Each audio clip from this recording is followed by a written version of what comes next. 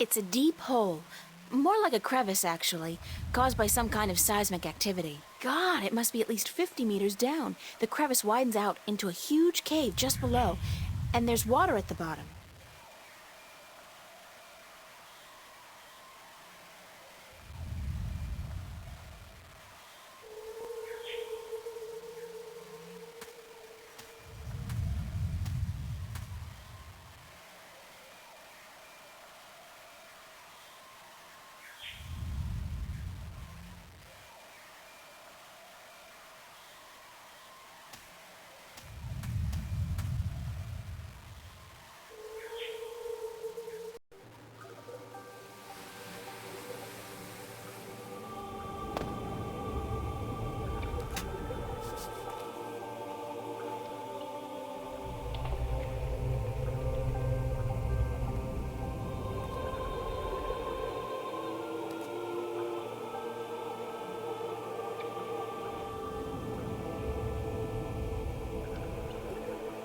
Big nests, once housing the elation, but now empty and in disrepair.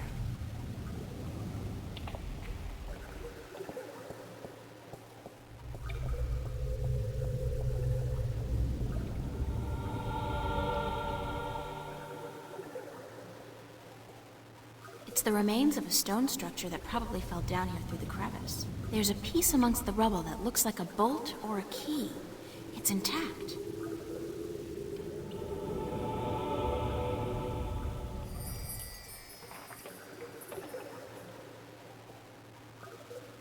That's a Merum city.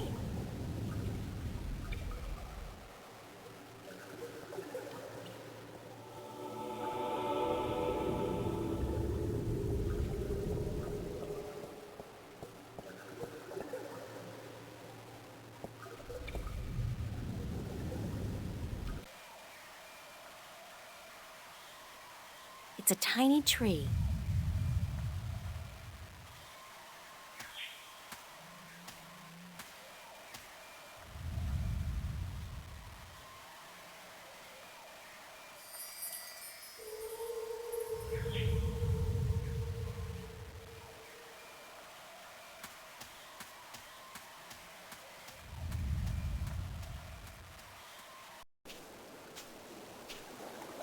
I could get lost if I just wander off into the jungle with no idea what the island looks like or where I'm heading.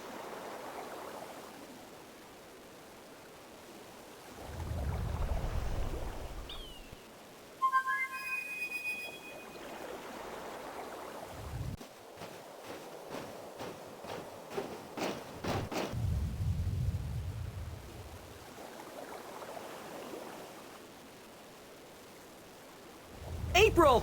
You're alive! You're here! You're soaking wet!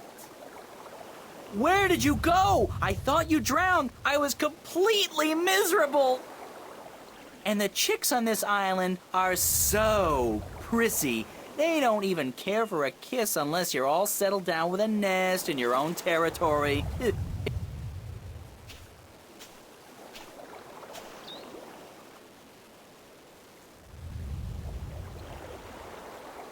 I had a little adventure under the sea. Oh? I didn't know humans had gills. We don't. Well, I do, I think. At least I can breathe underwater now. Cool. Not as cool as being able to fly, of course, but still. Hey, does that mean you're a mermaid? Hardly. I don't have a tail. What did you do after I saw you last? Well, it took a while, but I found land. Not this island, just a rock with a couple of trees, basically. But when I went back to tell you, you disappeared. I thought you'd gone bonkers from thirst and hunger and drowned yourself or something, so I decided I'd better find solid ground myself or I'd suffer the same fate. And then I found this place. Nice, isn't it? And the best part is, there are no hunters. Only a bunch of big crabs on the east side of the island and a volcano. Glad to see I haven't lost the gift of the gab crow. Lady, You have no idea how limited bird Twitter can be. It's all, hi this and here I am that, all damn day long. I haven't had a decent conversation in days. Well, making up for it now.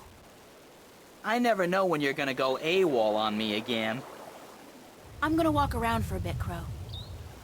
I'll just stay here and preen myself, thank you very much. What can you tell me about the island, Crow? Only what I've been able to see from above. There's a volcano, dead I think, and lots of jungle, and some nice beaches.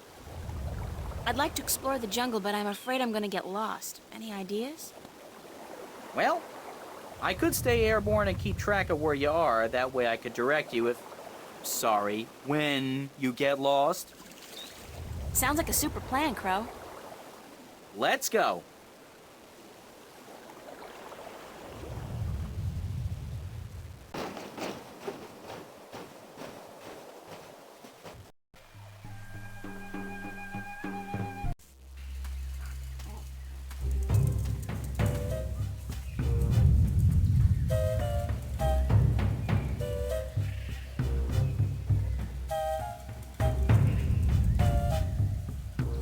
The rumbling is much fiercer here, and the ground is really shaking.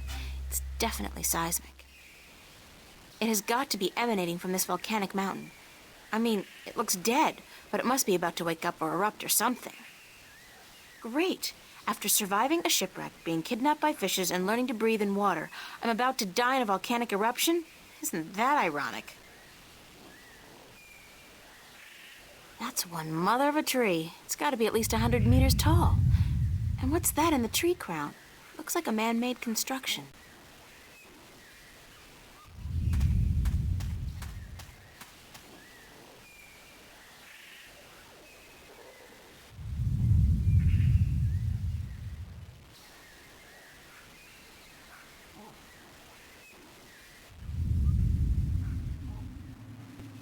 What a strange symbol. It's a keyhole. It's a small, eye-sized aperture with a crystal in it, like a lens. Maybe some kind of telescope?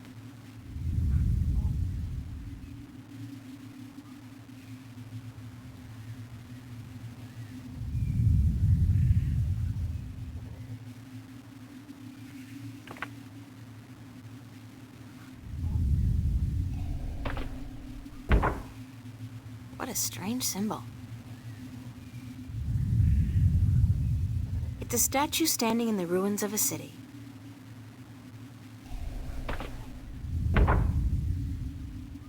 I can see a statue on a cliff overlooking the sea.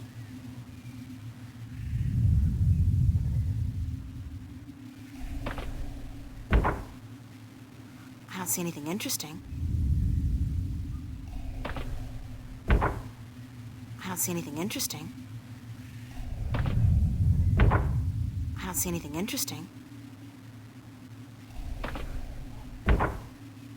It's a statue just below a really tall tree. I don't see anything interesting. Somebody's looking back at me. Oh, wait. That's just my eye. The lens is turned into a mirror. I don't see anything interesting.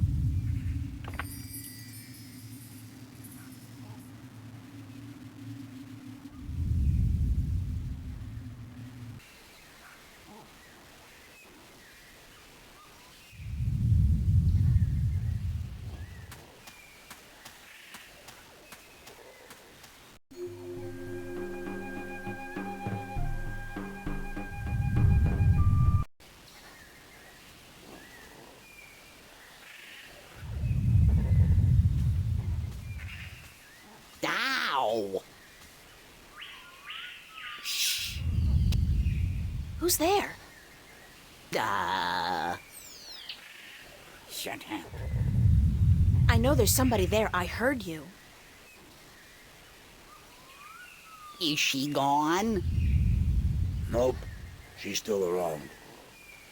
Shut up, shut up, shut up. If you won't come out, I'll just sit down here and wait. Sooner or later, you'll have to show yourself.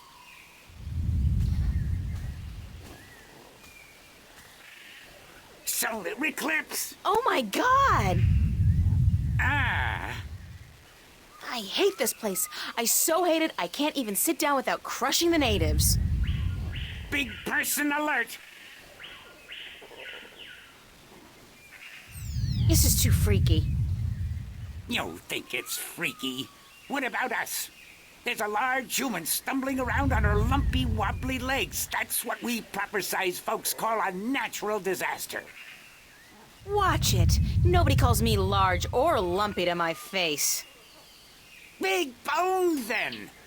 You're a bulldozer with a brain, lady. You're an accident waiting to happen. At least to us stick men. What's a stick man? An unlucky bugger doomed to a miserable life of stiff backs and monotonous drudgery in the shadow of a mother tree. Happy little fella, ain't ya? You have no idea. So, you guys are stick men? That's right. I'm Wick. This is Willow. And that dumb-looking one over there is Woody. And this is our mother tree. What's a mother tree? What do you mean, what's a mother tree? It's a mother tree. How difficult can it be? It's our mother, and it's a tree. It's a mother tree. What do stick men do? What do we do? What do we do? What do you mean, what do we do? Well, the people in this world always do something. Like the Banda dug tunnels in the earth. The Merim killed Snapjaw and covered their houses with Tanyen. You gotta do something. Hey, it ain't easy being a stick, let me tell you. You got your stiff back and limbs, your fear of fire and water, your 300 years of miserable boredom, and then you have to get planted and raise a family. It ain't easy. So, you're not doing anything worthwhile then? Lady, I'm miserable. I'm grumpy, and I got a headache. What do you want from me? Where do the Elation live? The Elation? The guys with wings? Up in the volcano. There's an old city in there. I think they're squatting. How do I get into the volcano? You don't. The road collapsed a few centuries ago, and when traders come, the Elation fly down to meet them. Nobody goes up there anymore. What's that constant rumbling noise? Lady, you have no idea what we have to endure. All day, all night, that noise is just murder. It all started when Quaman, the quiet giant, would you believe that's what we used to call him, was banished by the Orowal from his perfect fishing place to some remote place in the forest. Whoa, information overload. Let's step back for a minute to fill in the details.